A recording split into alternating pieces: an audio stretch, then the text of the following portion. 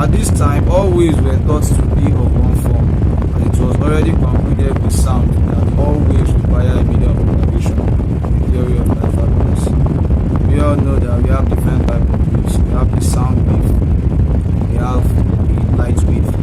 Longitudinal waves such as sound require a medium of propagation, while light waves, which are transverse, according to the experiment carried out, were concluded not to require a medium of propagation.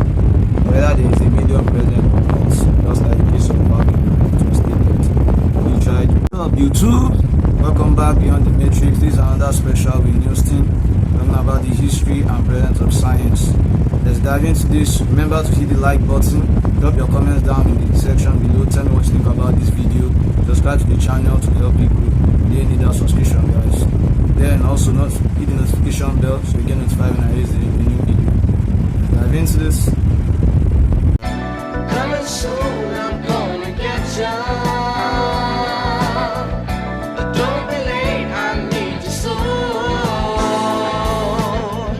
Haven't seen you for a long time.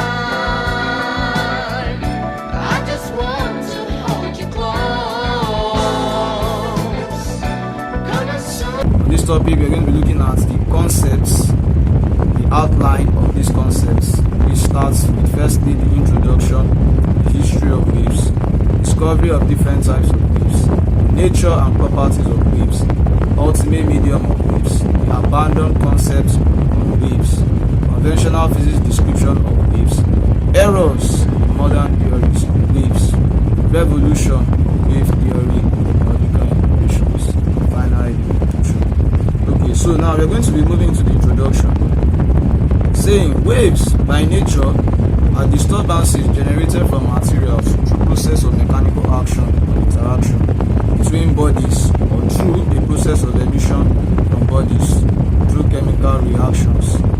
Okay, these waves are substances or energy which travel through space in finite set of time. So when you are talking about space, we are talking about the surrounding of 3 dimensions with length, height and breadth.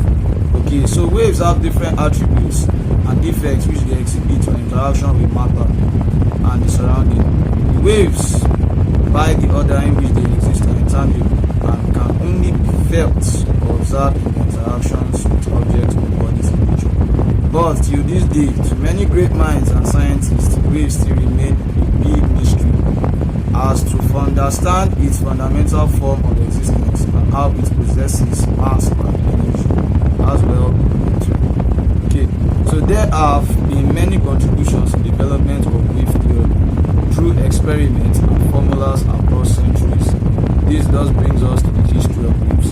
So from the introduction, you can see that there have been many inputs by scientists, philosophers, physicists, chemists who have carried out numerous experiments to try and understand really the origin of what a wave is, the concept, how it behaves, what is it even made of. So today we are moving on to the history of waves. Let's see what we have.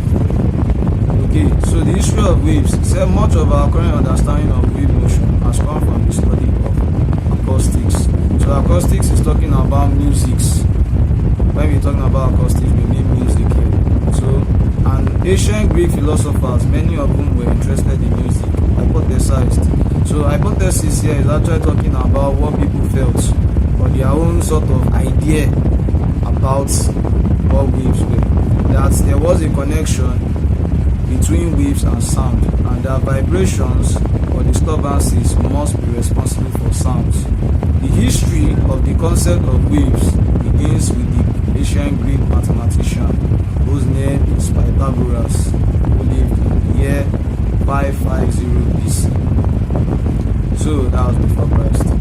He first described the term waves, which through music could be expressed. This was said to have happened when he noticed that anvils of different weights produce different musical notes. So these anvils were carrying different weights on an actual piece, and these pieces were actually, as they were being struck, were noticed to actually produce different sounds. This is what we are calling the different musical notes. Okay, this is when they were struck. He realized that the weights have to be exact ratios to sound pleasing to the ear. discovered a similar effect when he applied the idea to length of strings, which can be modeled as waves. Pythagoras expressed the waves in mathematical form and thought it was universal, in which he extended the theory of music to objects in space. So at this time, Pythagoras believed that the waves and the way the planets moves, the way things dance, that there was actually a piece, an alignment of these things, and each and every dance actually produced a certain musical note. Okay, so Pythagoras and his school did experiments to discover the relations between musical notes. The pitch of a note, talking about how high that note is, played on a string instrument such as a guitar. We all have guitars to play. There's those that don't know how to play the guitar. Okay? Such as guitar depends on the length of the string, the tension of the string, and the material the string is made of. Okay? So Pythagoras discovered harmonious constant length, in which he showed pressing the finger onto the string clamps, the string onto the metal fret to the left of where the finger is pressed. The length of the string becomes the distance between the fret and the bridge on the left hand side. Okay. The lengths are related to each other by the ratios of whole integers. As Pythagoras believed, this was a general principle of the universe, where everything is related by the ratio of whole integers. After this proposal and discovery about waves by Pythagoras, okay, there were other philosophers and astronomers who contributed to the development of wave theory. So at this time, you are now discovering that it was not just even Pythagoras. You have people like Thales, you had Aristotle who came after, Democritus, who actually looked at the concept of light, sound, and really what are these things. So many theorized that these things were disturbances, this thing was an intangible thing that moves, that is produced by matter's interaction and nature. That there is a way they dance to each other as to produce this unique type of disturbances. Okay, so many developments were also made on the theory of light, but it was not until the 17th century, the time of the big man Sir Isaac Newton, that light as an entity was also proposed to be a wave, just like sound. Like Christian Huygens spoke about this in the photon error, theory error, photoelectric effects. The last video, you guys can check that out. Okay, if you want to know more about light, I covered the topic in my previous video, which you can check it out.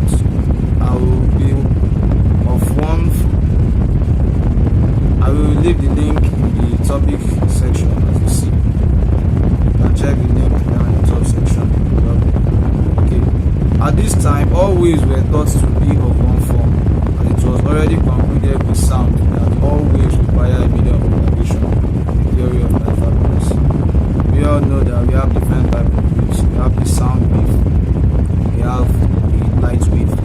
Longitudinal waves such as sound require a medium of propagation, while light waves, which are transverse, according to the experiment carried out, they are not to require a medium of propagation. Whether there is a medium present or not, just like the case of vacuum, it was stated, we try to not need a medium for transverse waves like light. Okay, so it was concluded that sound and all waves require a medium of propagation from the theory of Pythagoras. This brings us to Sir Isaac Newton, who developed a formula as to measure the speed of sound through the experiment on echoes.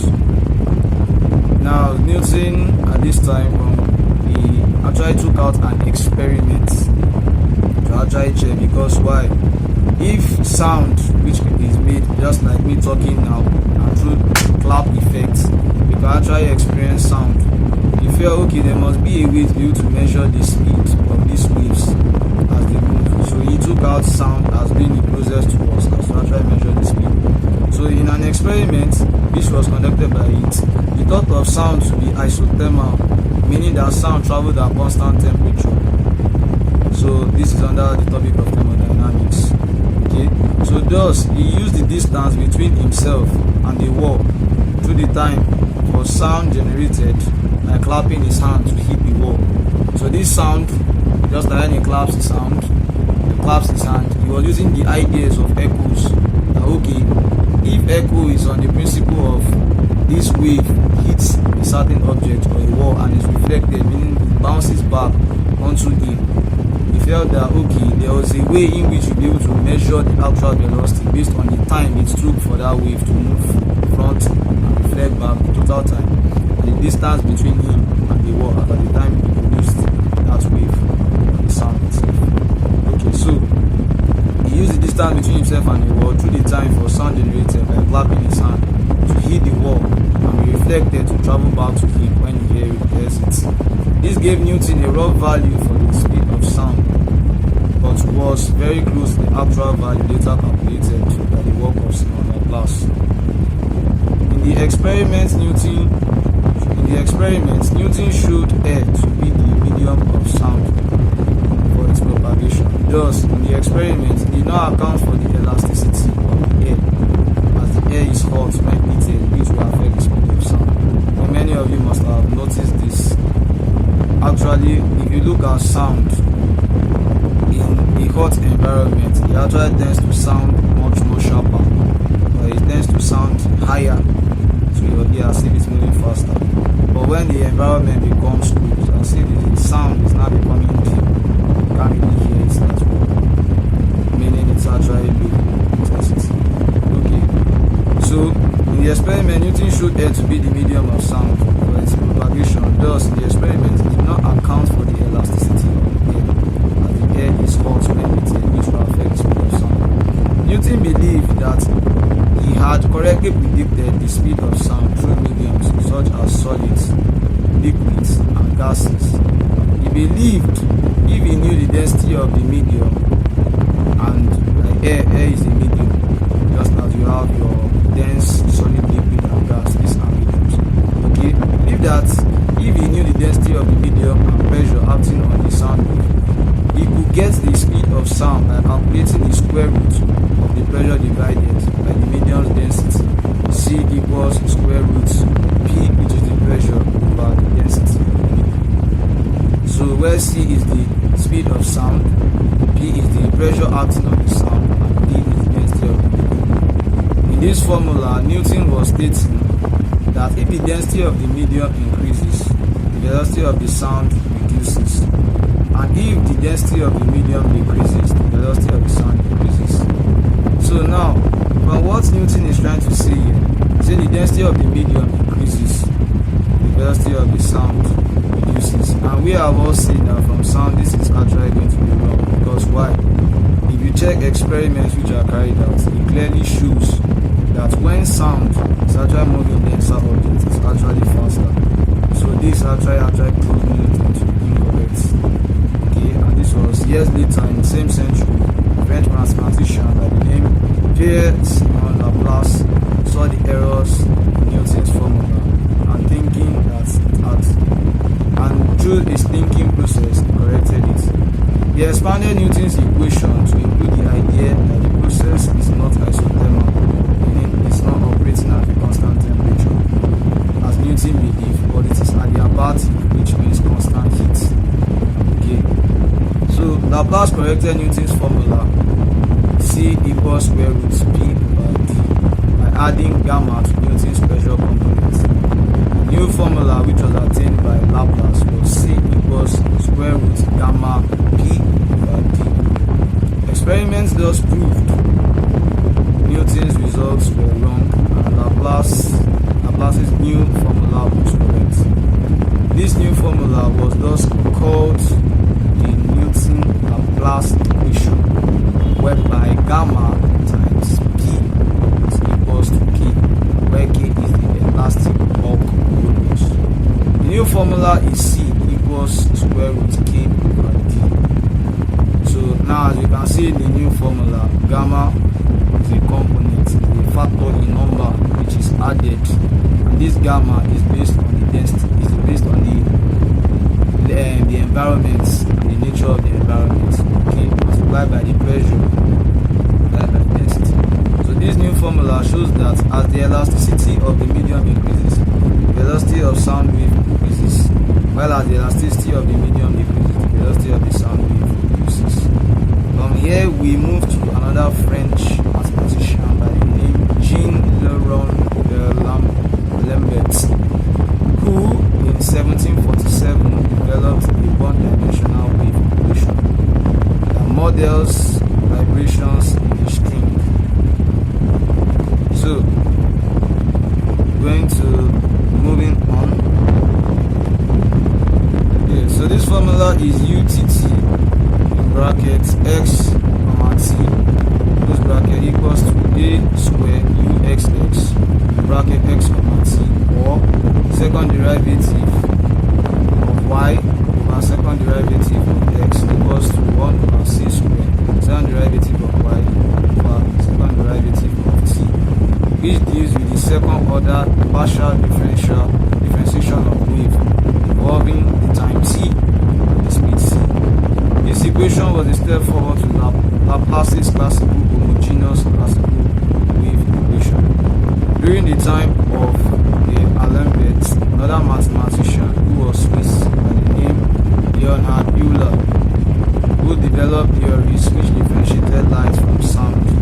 Euler agreed with Christian Huygens on the notion of light being a wave and proposed theories but without experimentation. This brings us to Pierre-Simon Laplace wave equation. The second derivative of r over second derivative of x plus second derivative of r over second derivative of y plus second derivative of r over second derivative of z is equals to 0, which is an equation which involves the motion in 3 dimensions. Okay, so if you look at it, the equation that was brought about by Jean-Laurent D'Alembert was an equation which was brought about first. It's an equation which was brought about the one dimension. It was a one-dimension equation. So now we are moving on to the next one. Okay, so we're going to stop here. Check out more in the next video. Remember, if you guys have not yet hit that like button, hit it now. You can subscribe to the channel, Let me know what you think about this video, guys. Also, hit that notification bell so you get notified when I